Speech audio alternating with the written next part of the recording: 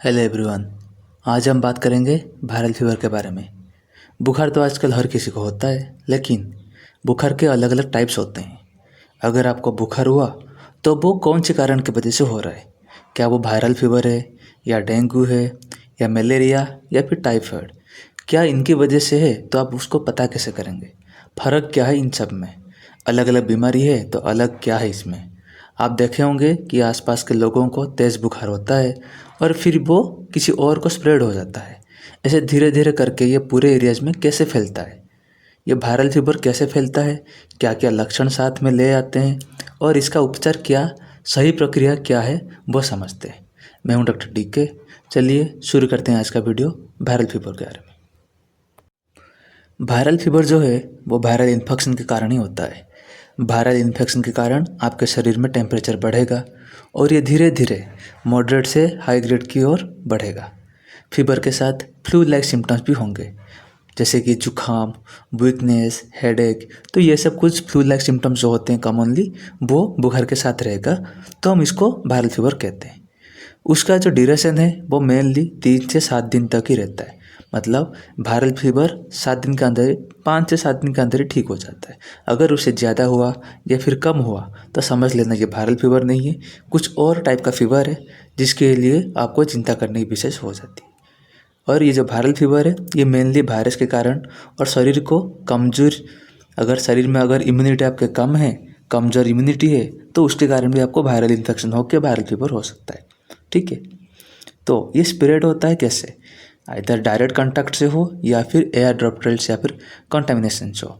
मतलब ये transmissible disease होता है। अगर किसी एक को हो गया तो ये दूसरों को भी ट्रांसफर होने की चांसेस ज़्यादा हो जाते हैं। ठीक है, तो अगर किसी एक को हो गया तो आपके साथ रहने वाले को हो सकता है। तो वायरल फीवर ऐसे स्प्रेड करता है। ठीक है, तो इस वायरल फीवर, वायरल इन्फेक्शन का कॉज क्या है, कारण क्या है, क्यों आपको वायरल फीवर होगा? तो इसका कोई स्पेसिफिक कारण तो नहीं है, नॉन स्पेसिफिक है ये। कोई क्लियर कट कॉज इसके कॉज नहीं है। ये मेनली तब होता है अगर कोई पहले से आपको वायरल इन्फेक्शन या फिर वायरल बीमारी है। मतलब कोई भी आपको वायरल बीमारी कॉज होगा तो उसके वजह से आपको वायरल फीवर हो सकता है, क्योंकि जब वायरस है वो मेनली आपके इम्यून सिस्टम पे अटैक करेगा। उससे क्या होगा, आपका जो इम्यूनिटी है वो इम्यूनिटी कम करके रखता है। तो जितना कम इम्यूनिटी आप में होगा उतना आसानी से वायरल इन्फेक्शन आपको हो सकते हैं। तो वायरल फीवर जो है ये बीमारी मेनली मानसून के समय होता है और फैलता है।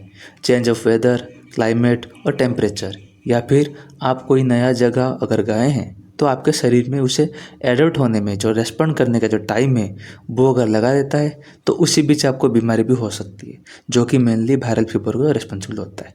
तो मेन चीज़ जो है वो है अपना इम्यूनिटी। जितना वीक इम्यूनिटी होगा उतना चांसेस ज़्यादा होंगे आपको वायरल फीवर होने में। और जब आपको वायरल फीवर होता है तो आपको सिम्टम्स शुरू होते हैं। ठीक है, सिम्टम ऐसे जनरली आपको क्या, बुखार तो होगा ही, वायरल फीवर में ये तो रहेगा, और मेनली इसके साथ जुखाम के साथ और फ्लू लाइक सिम्टम्स भी जुड़े रहेंगे। फीवर जो है वो हाई ग्रेड नहीं होगा, मॉडरेट रहेगा। मतलब मॉडरेट टू हाई ग्रेड तक रहेगा, उससे ज़्यादा नहीं होगा। 37 डिग्री सेल्सियस या फिर 98 टू 98.6 टू 102 फ़ारेनहाइट तक टेम्परेचर रहेगा। बुखार के साथ आपका जो शरीर है वो कांपेगा, जिसको हम फीवर विद चिल्स भी कहते हैं। शरीर कमज़ोर लगना, सर दर्द, मसल्स एंड जॉइंट्स में पेन होना, और साथ में फ्लू लाइक सिम्टम्स रहेंगे, जैसे कि सोर थ्रोट। सोर थ्रोट मतलब गले में पेन और इरिटेशन होगा, तो उसको हम बोलते हैं सोर थ्रोट। गले में खराश रहेगा, नाक से पानी बहेगा, ठीक है, जिसको हम राइनोरिया कहते हैं। नाक बंद भी हो सकता है, डिजीनेस और खाने की रुचि कम होना, जिसको लॉस है एपेटाइट, और डिहाइड्रेशन, जो मेनली शरीर में पानी की कमी होने की वजह से होता है। वायरल फीवर में शरीर इतना वीक पड़ जाता है कि आपको उठने में बहुत कठिनाई होंगे, कुछ करने का मन नहीं करेगा, जिसके चलते आपको पानी पीने की इच्छा नहीं होगा, खाना खाने की इच्छा नहीं होगा, और उसके वजह से आपको डिहाइड्रेशन भी हो सकता है। ठीक है, तो ये था अपना सिम्टम्स। तो ये सब के बाद आपको कंफर्म कैसे होगा कि आपको वायरल फीवर है या कोई दूसरा बीमारी है जो बुखार से जुड़ा हुआ हो? आप कैसे पता करें? मतलब ऐसे तो बहुत सारे बुखार की कंडीशन है, लाइक मलेरिया, डेंगू या फिर टाइफाइड। आप 7 दिन तक इंतज़ार तक कर ही नहीं सकते। क्यों? वायरल फीवर जो है वो 3 से 7 दिन के अंदर ही रहता है, उससे ज़्यादा नहीं होगा।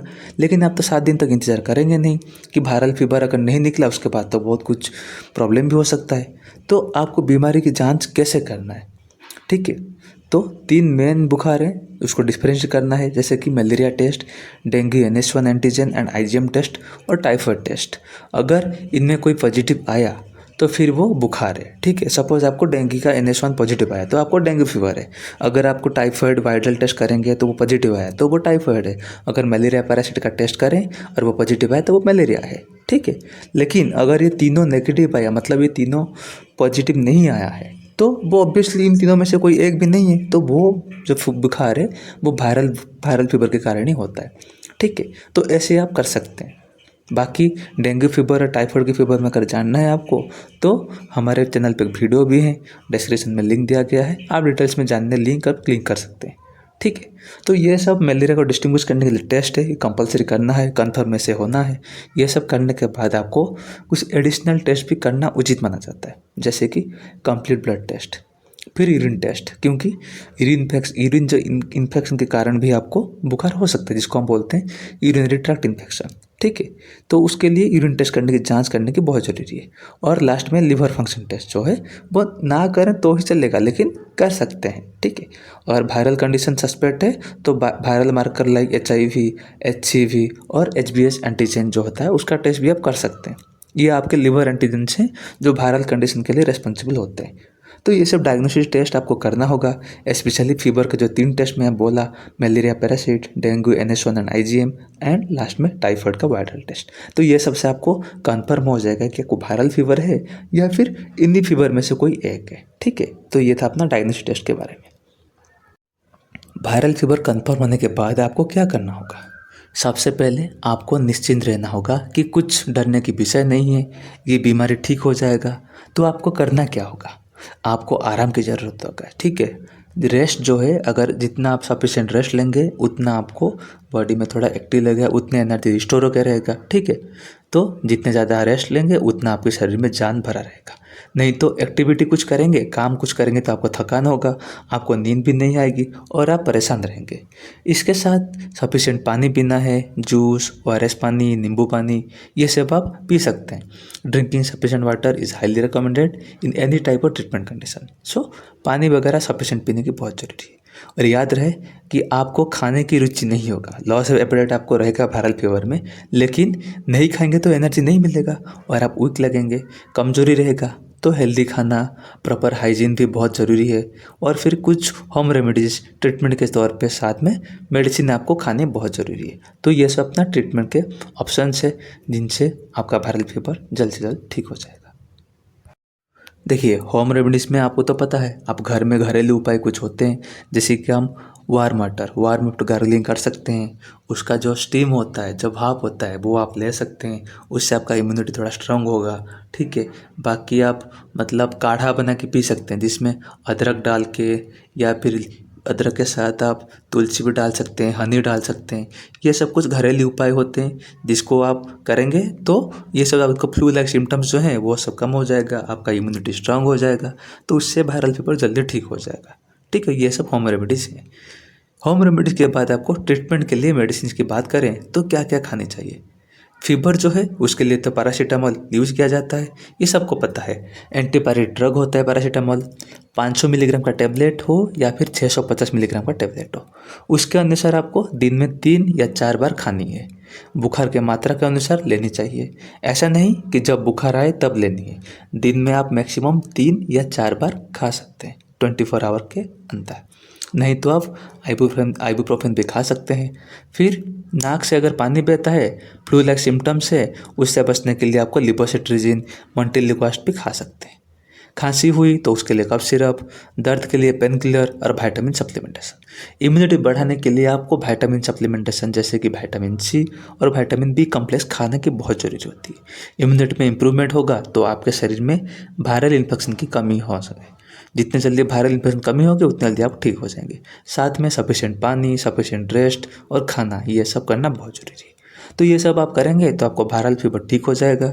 तो वायरल फीवर कोई बड़ी बीमारी नहीं है, लेकिन ये स्प्रेड करके सबको फैल जाती है। तो इससे आपको ठीक करना और इस बीमारी में ना पड़ने प्रिवेंट करने आपको ये सब बताए हुए चीज़ों को फॉलो करना होगा। ठीक है, वैसे तो वायरल फीवर 5 से 7 दिन के अंदर ठीक हो जाता है, लेकिन उससे जल्दी अगर आप ये सब करेंगे तो 2-3 दिन में आपका बुखार ठीक हो सकता है। और आप चाहें तो किसी डॉक्टर को ज़रूर कंसल्ट करें। ठीक है, तो वायरल फीवर है वो कोई चिंता करने की विषय नहीं है। 3 से 7 दिन के अंदर ठीक हो जाएगा। टेस्ट करवाना है कंफर्म होने कि ये वायरल फीवर है या फिर कोई और दूसरा फीवर है। मेडिसिन खानी है, डॉक्टर को दिखाने की उचित सलाह लेनी है और फिर घर पे इसका इलाज खुद का करके आप ठीक हो सकते हैं। टेस्ट वगैरह टाइम पे करें, मेडिसिन खाएं और फिर जल्दी ठीक हो जाए। तो आज के लिए इतना। Thank you for watching. Thank you.